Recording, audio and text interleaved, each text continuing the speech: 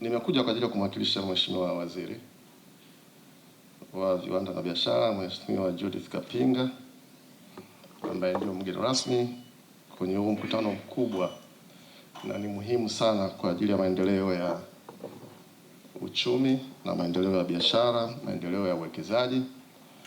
Mkutano ambao umeleta pamoja watunga sera na sheria za nchi, ikiwemo hizo zinazohusu ushindani. Mkutano uleta pamoja wafanyabiashara, umeleta pamoja wanasheria. Kwa hivi makundi haya yote ni muhimu katika kushirikiana kuhakikisha kwamba tunakuwa na soko ambalo linazingatia ushindani ulio sawa, ushindani ulio wa haki, lakini pia kuhakikisha mlaji anaendelea kulindwa na kupata huduma na bidhaa kwa kiwango kinachostahili. Katika hotuba ya Mheshimiwa Waziri, kwanza amepongeza ushirikiano wa dhati uliopo kati ya taasisi yetu, Tume ya Ushindani, FCC na wadau wake ambao ni Primario kutoka nchi ya Afrika Kusini, lakini pia taasisi ya kwetu hapa nchini Tanzania ya Mwebesa Law Group.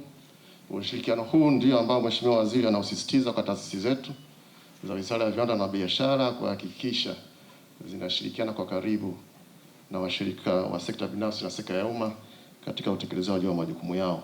Kwa katika hilo Mheshimiwa Waziri amewapongeza sana. La pili ni kwamba Tanzania kuanzia mwezi Julai mwaka huu tunaanza kutekeleza dira yetu mpya, dira 2050, ambayo inataka nchi kufikia uchumi wa dola za Marekani trilioni 1 kufikia mwaka 2050. 70% ya utekelezaji wa dira hiyo unaitegemea sekta binafsi. Na tukizungumzia sekta binafsi ni wafanyabiashara, ni wawekezaji. Na ili kuweza kukuza biashara na uwekezaji unahitaji mazingira ya biashara ambayo kweli yana usawa, yana ushindani wa haki.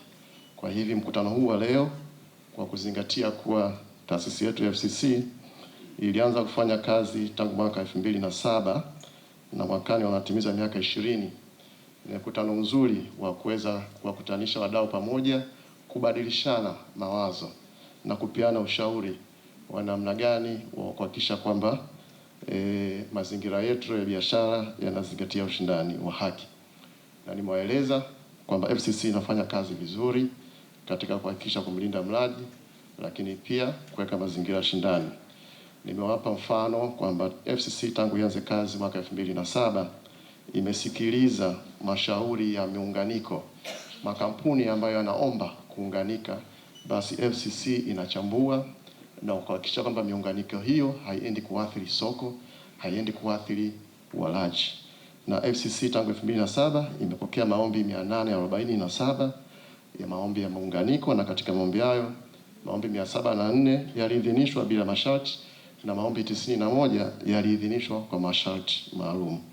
Lakini pia katika kusimamia ushindani, taasisi yetu FCC ilifanyia uchambuzi na kutoa maamuzi ya mwisho katika kesi 8, mashauri 8, na katika mashauri 8 shauri moja lilionekana halina kosa na mashauri 7 yalionekana na makosa na kupewa adhabu na walilipa adhabu hizo. Kwa hiyo naipongeza sana FCC kwa kuhakikisha kwamba soko letu linaendelea kuwa lenye ushindani na usawa ili kuvutia zaidi wawekezaji na kuhakikisha biashara zinakuwa zaidi.